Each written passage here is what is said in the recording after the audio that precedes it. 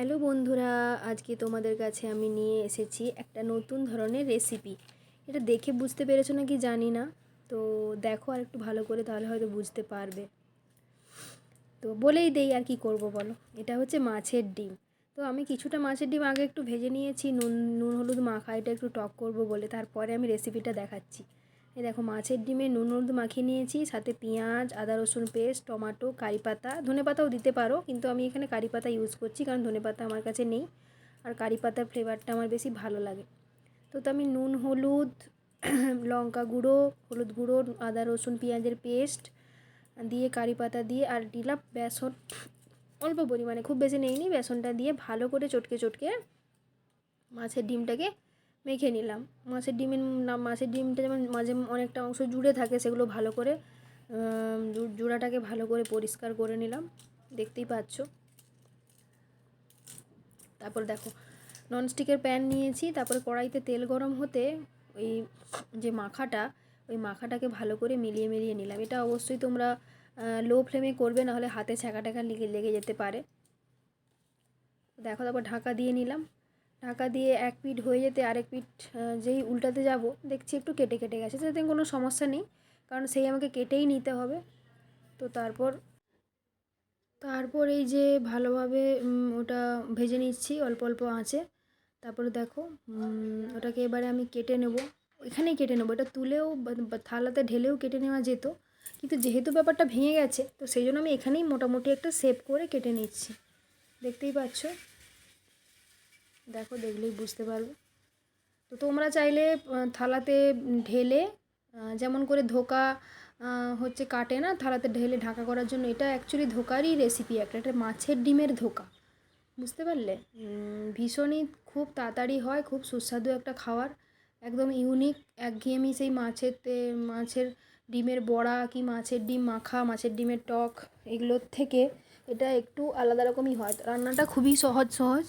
মাছের ডিমকে মাছের ডিমকে এরকমভাবে রান্না করা মানে খুবই ভালো লাগে। এটা আমার দিদার হাতের একটা রেসিপি, ভীষণই ভালো লাগে। তো তারপর আমি এখানে আস্তে আস্তে করে কেটে নিয়েছি, তোমরা দেখতেই পাচ্ছ। তোমরা চাইলে প্লেটে ঢেলেও করতে পারো। আসলে এই রান্নাটা আমি ভীষণ তাড়াতাড়ি করেছি, মানে আধ ঘন্টার মধ্যে সবটা রেডি করেছি। তো সেই জন্যই একটু তাড়াহুড়া করতে গিয়ে একটু এদিক ওদিক হয়েছে। তো তোমরা বুঝে নেবে, তোমাদের মতো করে করে নেবে, আর করে দেখো, ভীষণ ভালো লাগবে। আস্তে আস্তে করে আমি উল্টে নিচ্ছি। যারা যারা মাছের ডিম খেতে ভালোবাসো, তাদের জন্য তো একদম উপাদেয়, মানে খুব পছন্দের একটা খাবার হবে এটা, এটুকু বলতে পারি। দেখো, আমি খুন্তি দিয়ে ভালো করে কেটে নিচ্ছি। তো এটা ননস্টিকে করতে পারলেই ভালো, তবে এমনি করাতেও হবে, হবে না যে তা নয়। এটা ভেজে নিয়ে দেখে মনে হচ্ছে ভেঙে ভেঙে গেছে সব, কিন্তু তা নয়।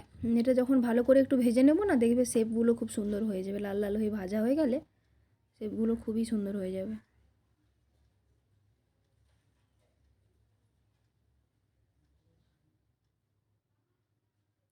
আচ্ছা, তোমরা আমাকে বলো, ইউটিউবে কোন রান্নার মানে কাকে সবথেকে ভালোবাসে, কোন রান্নার ইউটিউবারকে সবথেকে বেশি ভালো লাগে, আমাকে কমেন্ট করে অবশ্যই জানাবে। তো শুনে খুব ভালো লাগবে আমার, তাই না? রান্নার ভিডিও না করা খুব কঠিন, সত্যি। যারা রান্নার ভিডিও করে তাদের কথা আমি ভাবি আর কি, কত তাদের কত ট্যালেন্ট।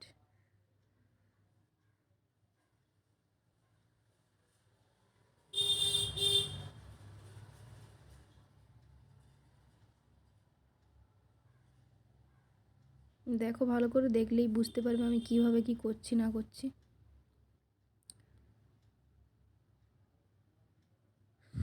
ওদিকে আমার মা আমাকে হেল্প করে দিচ্ছে কাজে।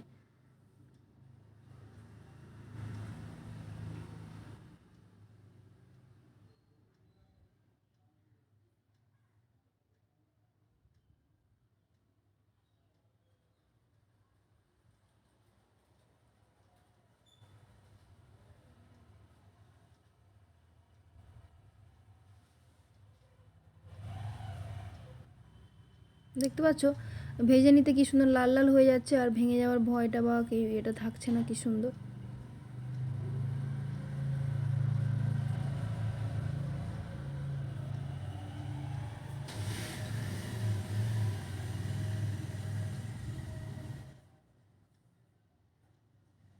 ভালো করে এরকম করে ভেজে নেবে, দেখবে খুবই ভালো লাগবে।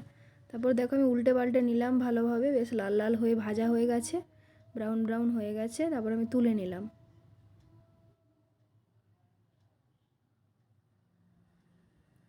তারপরে কড়াইতে আবার একবার তেল দিয়ে দিলাম। তারপরে তেলটা গরম হতে শুকনো লঙ্কা, একটু গরম মশলা, গোটা গরম মশলা ফোড়ন দিলাম, কারি পাতা দিলাম, পেঁয়াজ দিলাম। এবার দেখো পেঁয়াজটাকে ভালো করে কষে নিচ্ছি। তারপর নুন দিলাম, একটু কাশ্মীরি লঙ্কা গুঁড়ো দিলাম, হলুদ দিলাম। আমি এখানে কোনো আলাদা শুকনো লঙ্কার গুঁড়ো বা কাঁচা লঙ্কা পেস্ট কিছুই দিইনি, কারণ আমি চাইনি যে ব্যাপারটা খুব একটা ঝাল হোক, হালকা একটা ঝালের স্মেল থাকুক, যেহেতু ছেলে খাবে। তো বড়দের ক্ষেত্রে করলে তোমরা ঝাল দিয়েই করো, কোনো অসুবিধা নেই, কিন্তু ঝালবিহীনও কিন্তু খুব ভালোই লাগছিলো খেতে। আমার এই রেসিপিটা খুব ভালো লাগে, মানে জানি না কেন আমার ভীষণ ভালো লাগে করতে। তারপর পেঁয়াজ কষার পর এই যে টমেটো দিয়ে দিলাম, দেখতেই পাচ্ছ টমেটোটা দিয়ে দিলাম। টমেটোটা ভালো করে কষে নিচ্ছি। এই যেই শীত চলে গেছে, গরমটা পড়ে গেছে না, টমেটোগুলো কেমন শক্ত শক্ত এসছে, না হলে বেশ নরম টমেটো তাড়াতাড়ি গলে যায়। তারপরে দেখো আমার আলু কষতে ভুলে গেছিলাম, তাই আমি মাইক্রোওভেনে একটু আলু সিদ্ধ করে নিয়েছি, তাই মশলার সাথে আলুটা কষে নিচ্ছি। আলুটা দিলে একটু ভালো লাগে, গ্রেভি গ্রেভি হয়, খেতে খুব ভালো লাগে। তো তোমরা আগে থেকে আলু কষে নিতে পারো, আমার মনে ছিল না। তারপরে এই মশলা ধোয়া জলটা একটু দিয়ে দিলাম, যাতে মশলাটা না লেগে যায়। তারপর দেখো কষা হয়ে গেছে। এবার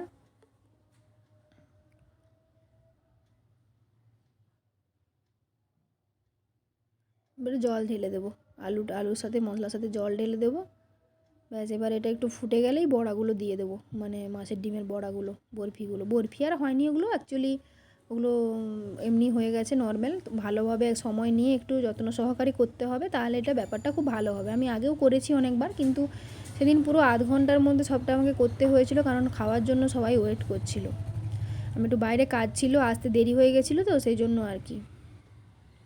তবে গোটা লঙ্কা দিয়ে দিলাম, কারোর যদি লঙ্কা লাগে এখান থেকে তুলেই খেয়ে নিতে পারবে। নুনটা চেক করছিলাম, তারপর দেখলাম যে একটু নুন লাগবে,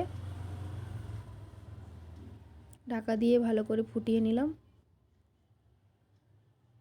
এই দেখো, তারপরে এই যে ঢাকা খুলে দেখো কি সুন্দর ফুটে গেছে, দারুণ স্মেল বেরোচ্ছিল।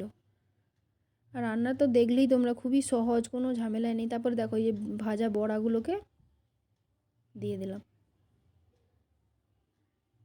এটা তোমরা গোল গোলও করতে পারো, মানে এটা ধরো আলাদা করে ভেজে নিলে, বরফি যে করতে হবে সেরকমটা ব্যাপার নয়, আলাদা করে ভেজে নিয়েও ঝোলের মতো করতে পারো, এরকম মাংসের মতো। জিনিসটা খুবই সহজ। তারপরে খুন্তি দিয়ে একটু রসের মধ্যে ডুবিয়ে নিলাম।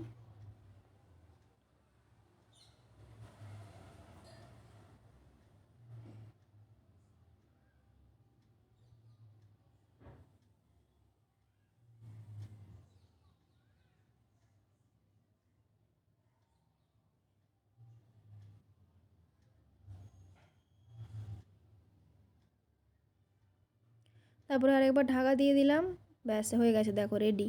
তারপরে তুলে নিচ্ছি, ছেলে খাবে, তো ওর জন্য তুলে নিলাম। তারপরে আমি ভাবলাম যে কড়াতেই থাকুক।